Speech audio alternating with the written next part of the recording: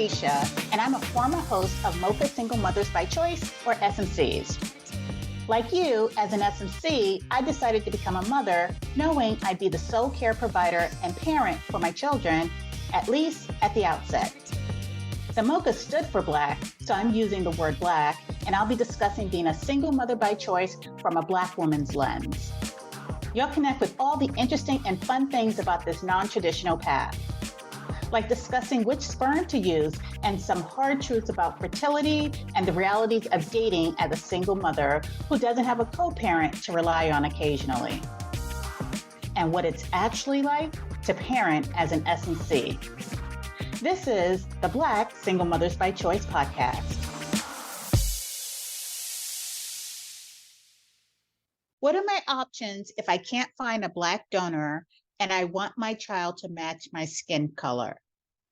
Okay, so this is a good question. We see this a lot. I'd say probably 80% of the mamas who come to our space are wanting to have a child that looks like them, a brown child, or what have you. So we're seeing this question a lot more. And so I think I've recounted at some point what my experience was getting started and trying for my first. I was a novice, I was new, didn't know any Black SMCs. And so I relied on my fertility clinic a bit. They gave me one particular bank and they were like, choose sperm, then buy 2 vials and then call us in the morning. I took the time I was excited. I went to the website, I put in my criteria, and then I got some matches and only 6 were Black. And I was like, okay. And so then at the time, everybody's saying, get an open ID donor because you want your kid to be able to meet the donor if they can at 18. So I filtered by open ID. They gave me 2 African-American donors. And I'm just like, oh, that can't be right. So then I was like, let me try this again and let me remove all of the filters and just put in, I removed all the filters and it was like 550 donors. And I was like, wait, is everybody across the country using these same 550 donors? And so I was just like, wow. And then there were only like 6 Black. So eventually I had to broaden my scope and said, okay, I don't want to be limited to use the same 2 donors that every Black woman in America is using.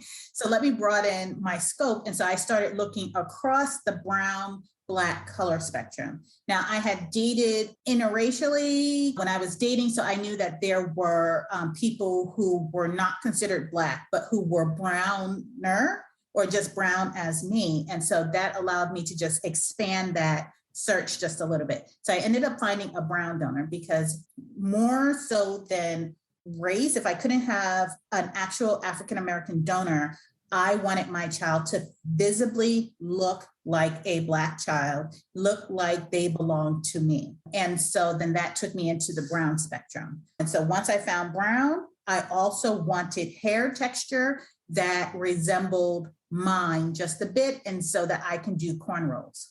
And so that for me, that was my ideal morning. My child would get up, have fresh corn, and then we would roll out the house.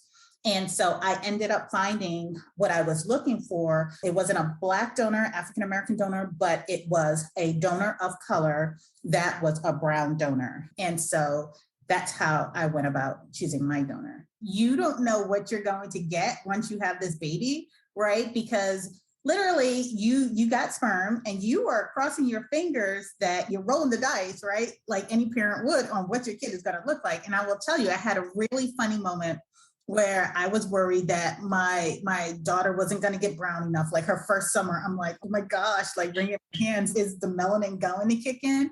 And then my child had hairy ears. And so I'm just whoa.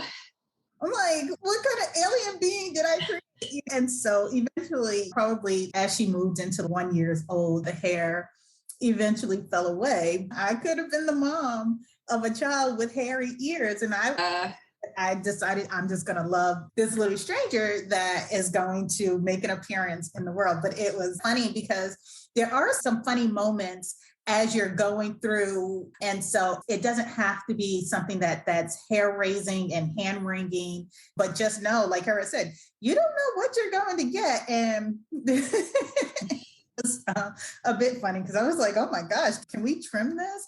And then secondly is that while I was given one bank, please know that there are many sperm banks that exist out there in the world.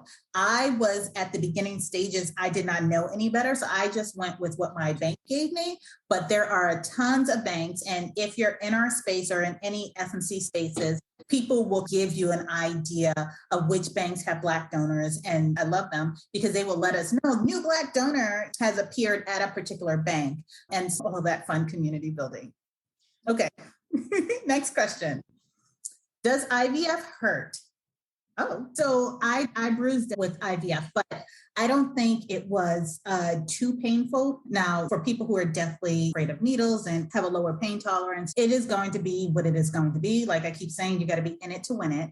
I did 1, 2, 3, 4, 5 cycles of IVF. The first time, it's like this black hole. You don't really know what to expect. People talk about the needles. The first time I did, I was just like, oh, is that it? So the needles were a thing, but you get over that once you learn to ice the area. You learn where to stick the needle. But after 4 or 5 IVF cycles, it's just like whatever. So here are some tips that I came about for getting through the needle portion of IVF. One tip: if you're using progesterone and oil, warm it. Either warm it between your hands, warm it in your bra. Make sure that it is warmer than room temperature, because then that makes the oil a bit more slick and less viscous. And so it'll draw into the needle easier, and the injection is going to be easier. Also, I would say give yourself a treat. I always had a specific time to give my injections. And so you'll hear some people with harrowing stories like, I forgot my progesterone in the middle of the day. I had to do my shots. I picked a time of day where I was going to be calm, where it was just going to be relaxing to give my shots. That means it's either in the morning or in the evening when I knew I would be home. And so then I can set up my space. I would burn the candles. I would either have chocolate or wine waiting for me. I made it as if it was part of my self-care, right? Because in the grand scheme of things, taking control of your life and being an SMC is a whole life thing. So I made it a part of my self-care. And if you were like me, like you travel globally, like I would have bottles of wine that I was saving until I don't know when. I would open the wine, I would burn the candles that you're saving. And especially if it's red wine, because I think of red wine as opening all of the vessels. Anyway, I really treated it like it was me time. And it was time where I would just be in a real calm state, because if you're tense, your body is tense and the drugs in. But that was pretty much how I got through. Does IVF hurt? It depends on your pain tolerance, but there are things that you can do to make it more palatable. Oh, this is a good one. My baby is 4 months old and they're losing their hair in patches. What can I do to stop this?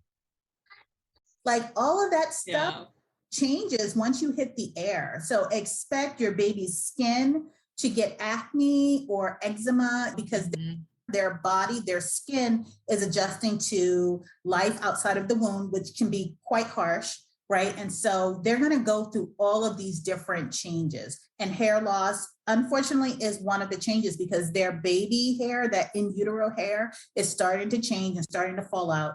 Also, they are getting different nutrients when they're outside. And, you know, they were exposed to your hormones, pregnancy hormones, when they were in utero as well. So all of that starts to balance out and become a bit normal. Now, I nursed for quite a bit. I didn't notice if my child had as much hair loss, but sleeping on their back and rubbing their head, that's the slowest part of her hair to grow. And then I didn't notice a lot of hair loss on my own head until I started weaning from nursing. So then, and now it's starting to come back in just a little bit, but these changes are going to happen. It's a normal fact. And please don't go through any extreme measures to hold on to the hair, because you're going to be heartbroken every time you go to change the sheets and your hair. And sometimes you can see the hair. So just roll with it. Everybody's going to say cute baby anyway. Nobody's going to say, look at that bald baby. Nobody's going to say that.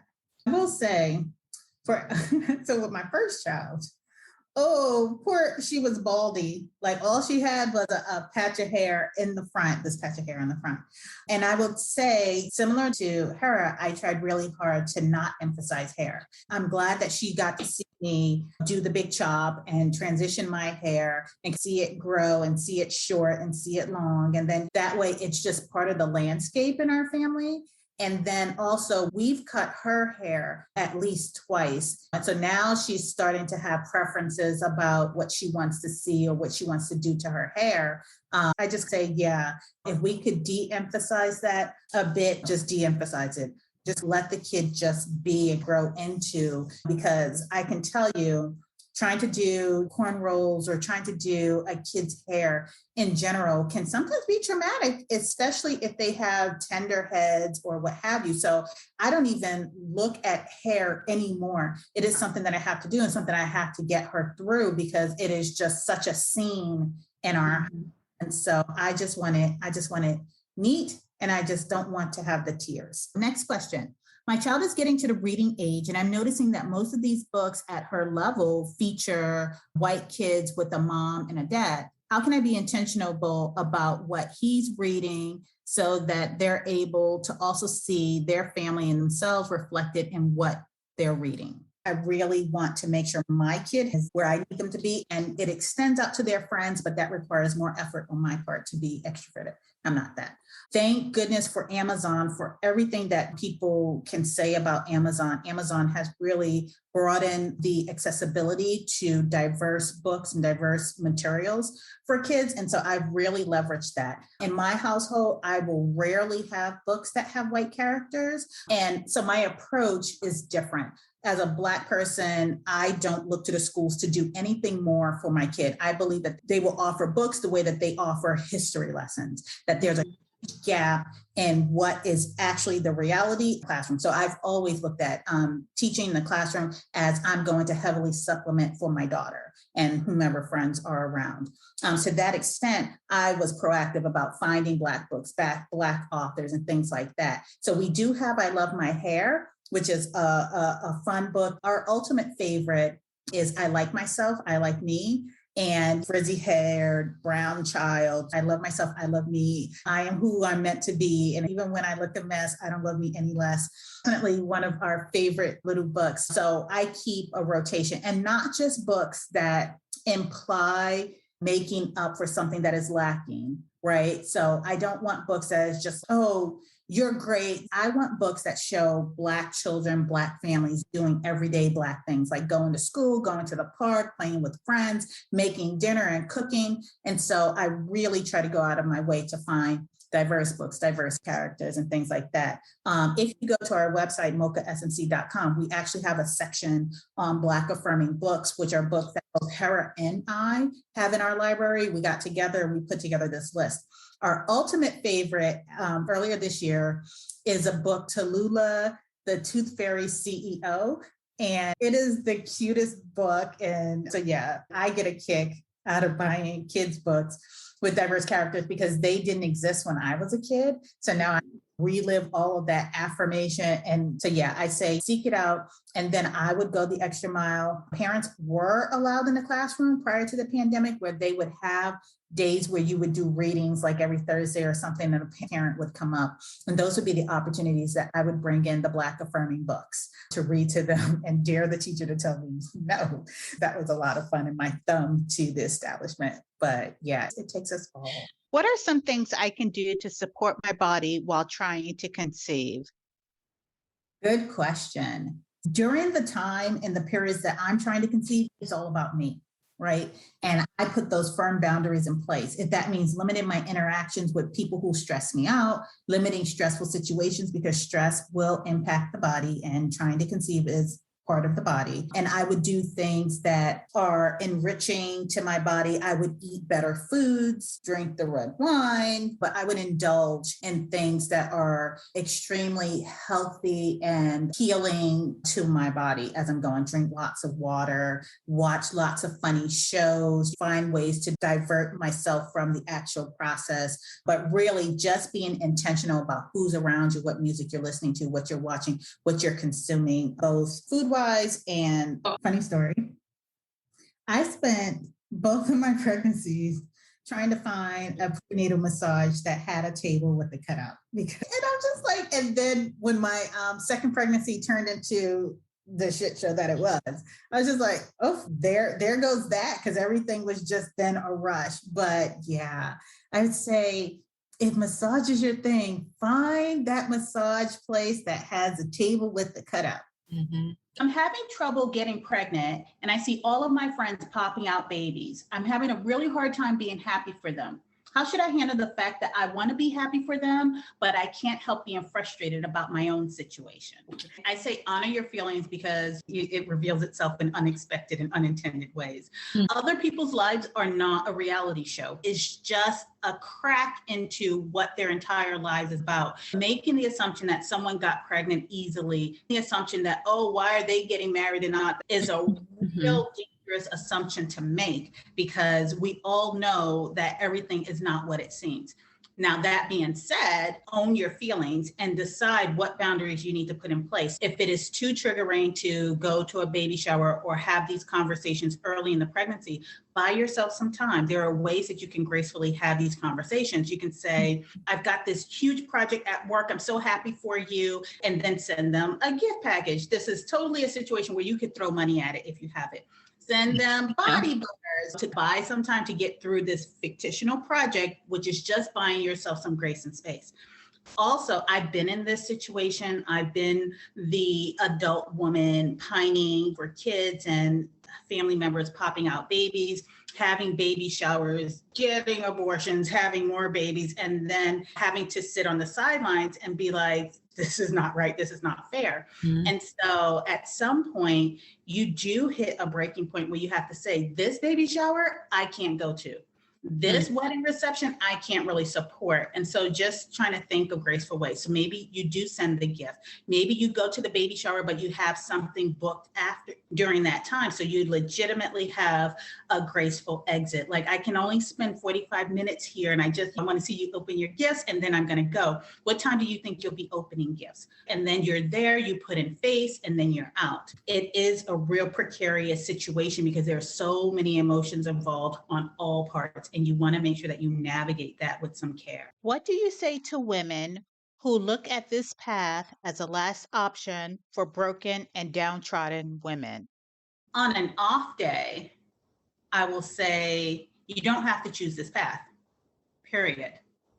But when I'm in my right mind and I've had time to process the root of what they're feeling, again, at the end of this life, you want to be proud of the choices that you've made. And so this is a choice. It's not a choice for the broken. It's not a choice for the downtrodden. This is a journey toward joy and the manifestation of all the love that you wanted to see in your life. And because life didn't happen in a specific order for you, that doesn't mean that you have to sidestep motherhood. Most of the people who come to this path have wanted to be mothers for a really long time, have wanted to parent children for a really long time. Eventually you learn your kids will find you. And so this is a path where you should feel joy, you should feel empowered, and it's not a path for everyone. So choose wisely. And trust and believe the space is full of attractive women who are smart women, right? And if you want to do this with a partner, there's a plethora of options there. Are they the right partner? Are they right parenting material? I don't know. That's up to you. That's the risk you take. We find a partner for dating. We absolutely can find a partner for dating. A lot of us have carved out this time specifically and put dating on hold so that we can focus on the mothering piece. We want it to be mothers outside of everything else, careers, dating, marriage. We wanted to parent children. This is a good question. What is your approach to exposing your children to the different options that are available to them? I think by having certain adults in your life help to broaden the scope for you. Teachers, college professors, or what have you can be a real help when you get to that point. Some of the things that I did, when you're becoming an S&C, you're like Michelle Obama, you're becoming, right? It is all journey, right? The whole 9 months leading up, the trying to conceive, it is all a journey. So you have time to think about how you want to parent, the type of parent you want to be, and the things you want to expose your kids to. So for me, it's about exposure. And so what activities are there in your community, in your neighborhood? And there are probably meetup groups, there are community center, there are YMCAs, there are nature-based hikes, Girl Scouts, Cub Scouts, whatever. all of these different types of organizations are meant to just expose your kids to the variety of things that they can do. Like we all know swimming, ballet, dancing, the different sports, and also the wealth of different things. Take them to museums, take them to the library. Key thing here is talk to your kids. Like you will be amazed at the things that they pick up through osmosis. Like my daughter, she has come to my job. She knows what my friends do. Leverage the different social circles that you have. You know, I have friends who are in media and marketing, senior VPs, physical therapists. And so have your kids talk with them, build those relationships so that they get a broad range of different ideas. Point out things on your commute, if you commute with your kid. Like my daughter was like, she wanted to be, we saw buildings being built from the ground up. And she's just like, oh, mommy, I want to build buildings. I want to make things. And I'm just like, you can definitely be an engineer. You can be an architect. You can design buildings and skyscrapers. Just spark their interest in things. My daughter's going to build me a house. We talk about this house on our way to work. She's, mommy, what do you want the backyard to look like? What do you want your bedroom to look like? And so just feed into the things that they're interested in. My daughter's a budding artist. So on the architecture side, you can design landscapes and buildings and hardscapes, whatever it is that they want to do, elevate it for them so they are at the highest peak for that thing. And if they fall somewhere in between, that's awesome. But if they get to the peak of what they love to do, my job is done. So you have all of these different opportunities to expose them. But key thing is talk to your kids, watch your kids, observe the things they're interested in, and give them more of that, as well as exposing them to other things, just so that they have a clear picture of what the possibilities are. That you can leverage the S&C community. We have a broad range of careers, different socioeconomic levels represented. When I saw that my daughter was a budding artist, I reached out to one of the S&Cs that is an artist. And I'm like, hey, can you show me some kids' books that will stoke this, any programming that will further inspire? And then last thing I want to leave off with is parent the kid in front of you. Because there's nothing more harmful than trying to fit a square peg in a round hole because you set out that my kid is going to be this. Let them be who they are and what they're going to be. You will have a much richer bond with your kid because of it.